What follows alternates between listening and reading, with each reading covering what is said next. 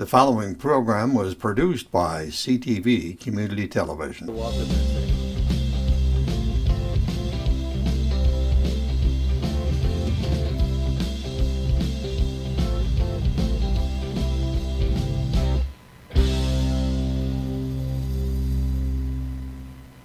Good day, welcome to Team Talk. I'm Craig Zimmerman, and today's guest is no stranger to our airways here at CTV6. Darren Letson, welcome in. Thank you very much for having me. So we're here to talk about the recap of football season, and we know that we talk about football in Marine City for about 9 months a year. Yeah. You know, we take a little break around the holidays or whatever, right? So we're in that break zone. You know, you look at it, because I've been around a long time watching it, being part of it with Channel 6 and everything. 7-3 season for a lot of teams is like huge success. Right. Sometimes we look at 7-3 and go, oh man. But I think if you look back, based upon what's, say, happened the last 30, 40 years, since Jerry, working team, Bob Saskevich, Tony, Ron, and you look at the way it's been built and the way you build up, it's about being prepared and making a run. And I think this year probably got, you know, say what you want. It's sometimes you even need to be lucky to be good. And this year the injury bug hit us not just in the underclassmen, but seniors, you know. And the way I've characterized it is that, you know, 10, 15 years ago when you had 815 kids in school, it wasn't necessary. Now we've got about half that. Right. So if you lost 4 kids or 5 kids, you almost lost double that compared to years past. Right. Yeah. When you sit back and look at it, you know, I probably should have, you know, known something was going to be up when we lost Austin Brown. I think it was, you know, middle of May, late May, somewhere in there. Yeah, track season. You know, doing what he should be doing. Right. He's a track kid. Does a really nice job in track, and he was practicing pole vault and landed on the mat wrong and you know, hurt his ACL there. So a freak accident, but obviously, you know, that should have maybe been a telltale story, you know. And then, you know, you work to put that together through the summer, and then we lose Nick Ruffino 2 days before the Armada game, and we lose Tucker.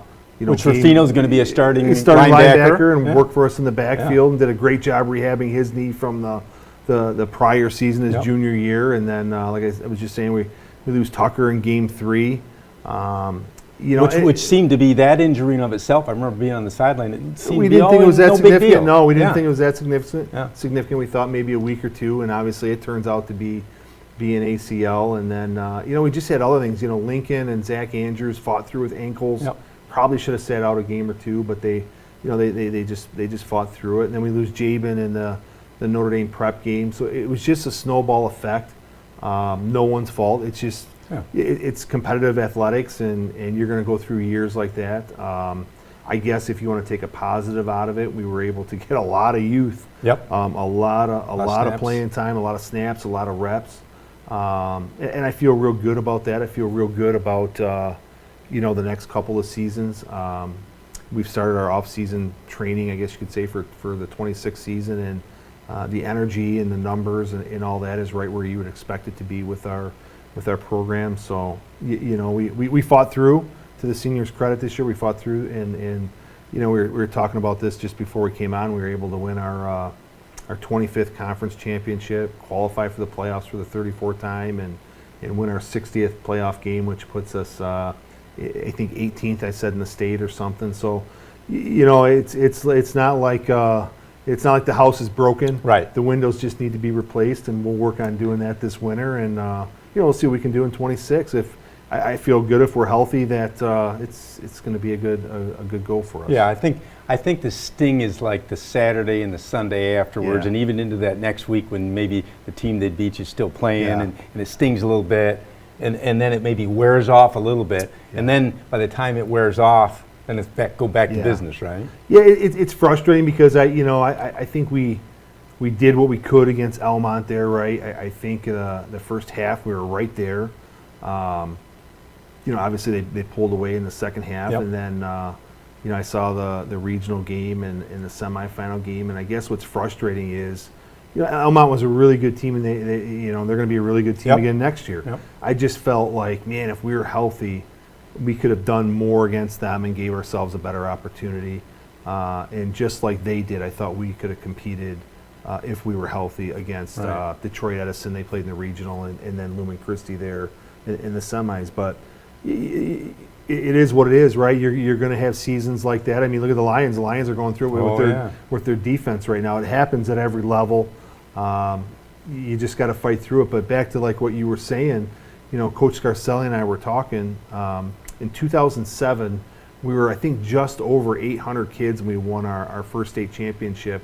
And 2 weeks ago, I think it was, I was talking to Miss Vogler, and we're our number right now is like 404, 405. Right. So when you lose significant contributors to your team. Yeah. It's definitely more significant now than what it was back then, because you had more numbers. More numbers you to just back had up. More numbers to back it up. Now your numbers for any school our size, Division 5 on down, is basically your younger levels. It's just the way it works, and we're adapting, and everything's going to be fine with Mariner football, and we're going to be excited for 26. Yeah. The interesting thing too is when you look at it from the standpoint of, it wasn't like you lost 4 kids, you lost probably 8, or if that 5, 10 positions, because you're playing offense, defense. Exactly. Tucker would have played some of the secondary for us.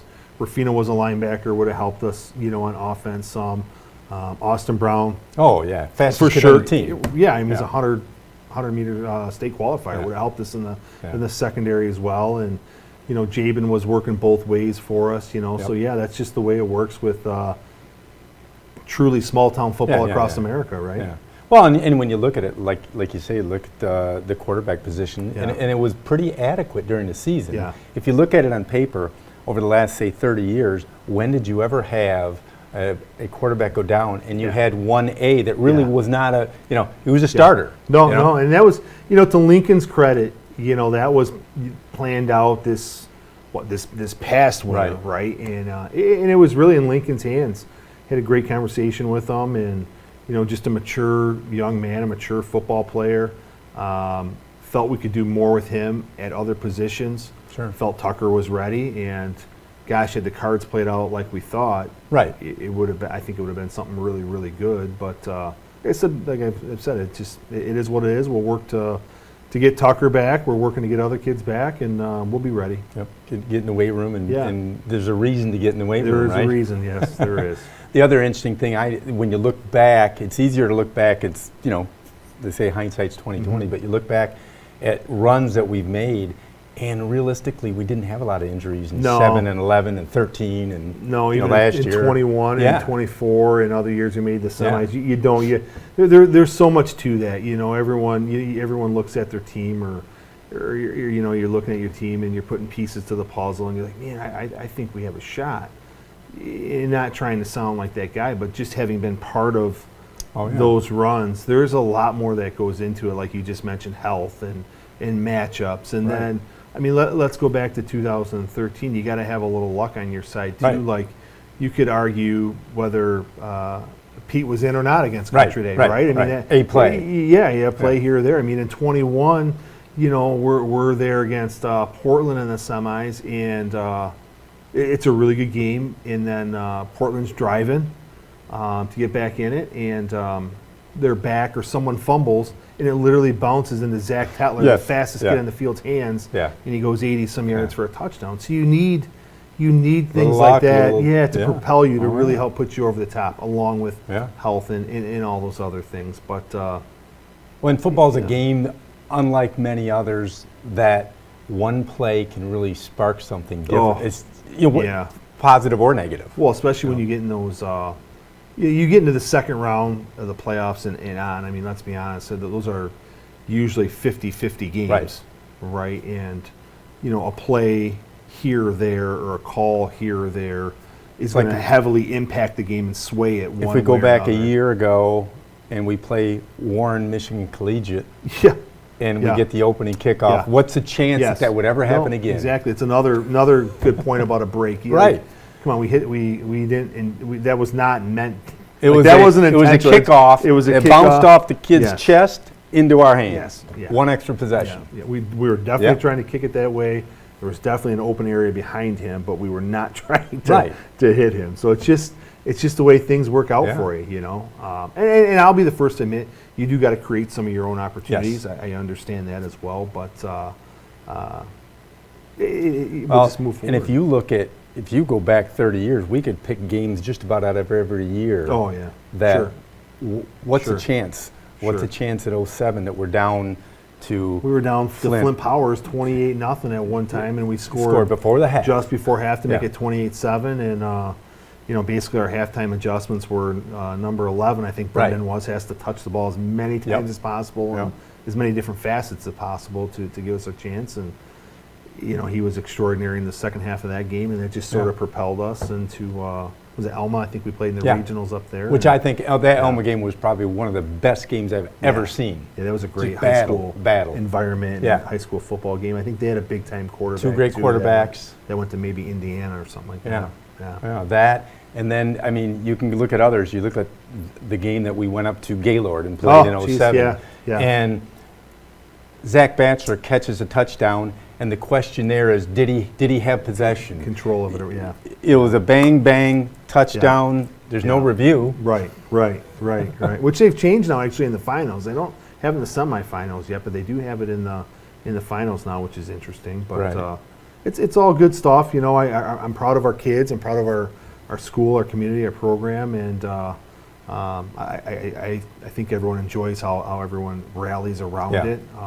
It's obviously not a culture I created. You know, the culture of the program was created 40 years ago, like you said, with Jerry and Bob, and then Tony was there early in the 80s with Bob and Ron as well. I mean, those guys got that thing going in the late 80s, early 90s. I was fortunate enough to play for them in the early stages of it, and then you know, come back and start coaching with them, and here we are, I guess, 28 years later. You know, another crazy thing is, I talked to Tony before the games, and I can't remember if he said the number about how many games he's been involved in. It was a crazy number. I'm sure it's an astronomical amount. Right? Yeah. Because how many guys have been around for 40 years? Right. 40 years. Right. Like, if you went up and down from, say, Elginak to Croswell, I don't think there's anybody. No, 40 years. I'm sure there's not. I don't think Walt Brown was around 40. Well, that I couldn't tell you. But I'm saying, he'd be the first one you'd think of. Right. But 40 years to be involved in the same program. Yeah, is a long time. And Tony's given advice and he's a great resource. Obviously, Bob's a great resource. Ron, as I talk to those guys all the time. In fact, we're going to have dinner here this coming weekend with the wives. But they're great friends to this day.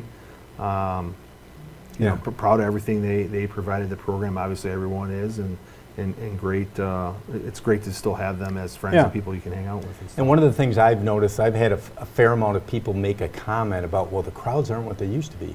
And my comment to that is, okay, sit back and think about it.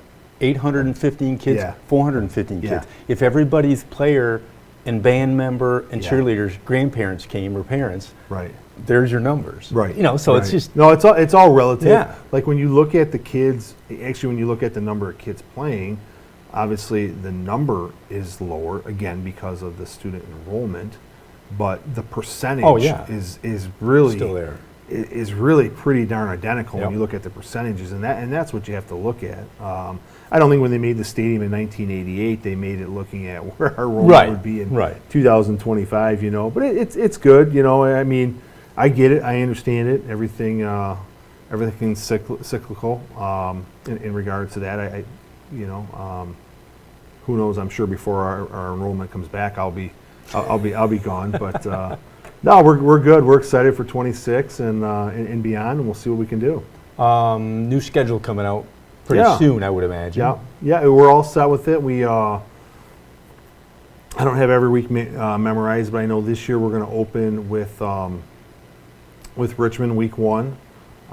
We have which that then in of itself is a great thing, because why not play your crosstown rival that we played a lot of times against Richmond? Yeah, no, it's fine. We'll renew that a little bit. We were going to play Armada, but when their schedule came out, I believe he has Almont in game 2, and he didn't want to play that 1-2 back to back, which I understand. And then I think we have St. Clair game 5.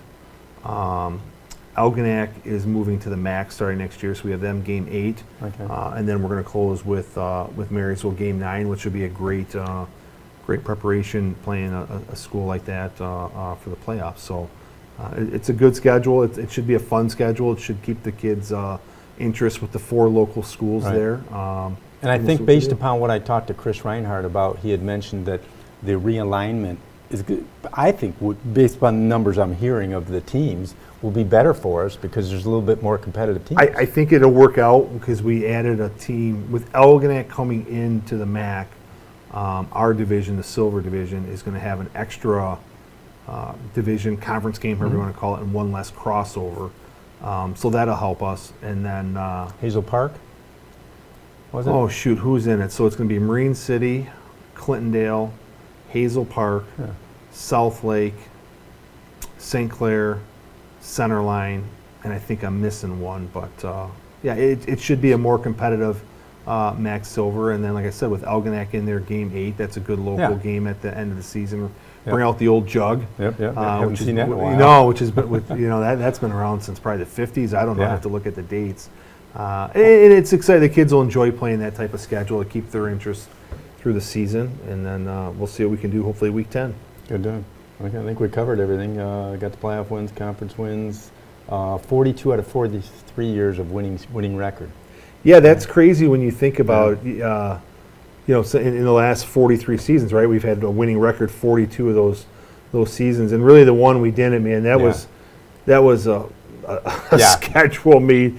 That was a crazy schedule. And what's so ironic about that is we were 4-4 going into Game 9. I think we played Grosse Pointe North Game 9, and we took a school that size to double overtime. And I really, really feel, had we won that game in double overtime, I really feel we'd have done some things in the playoffs. Right. Like that team was really starting to come around, and it wasn't that team was like bad, right? It was the luck of the schedule, the way we played it, and it didn't work out for us. But we definitely got better that season, and had we got in, there would have been some interesting playoff games. I feel very confident with that. Yep. Okay. Well, good luck in the off season. Yeah, thank you. And we'll catch up springtime, and before you know it, in the summertime, we'll do our preseason. It's nuts when you think about the school year is going to be we're going on break here after tomorrow, and then come back a week. The school year is going to be half over, and I was just talking to the kids about it before I came up here today. Like we're going to be in the mid-January and February, and you guys are going to be getting a break here from the off-season training a little bit with spring sports, and it's going to be that time here before you know it. But first, everyone's got to enjoy the holidays, and then we'll go from there. Yeah. And I think that, like you said, it's just a carry on of reload and do the same thing you do every year.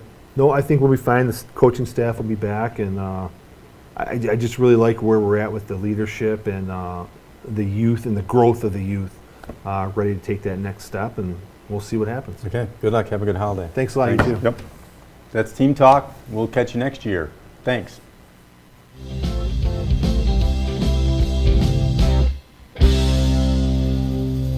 The preceding program was produced by CTV Community Television. CTV Community Television is supported by the cities of Marine City and St. Clair, East China Township, Cotterville Township, and the East China School District.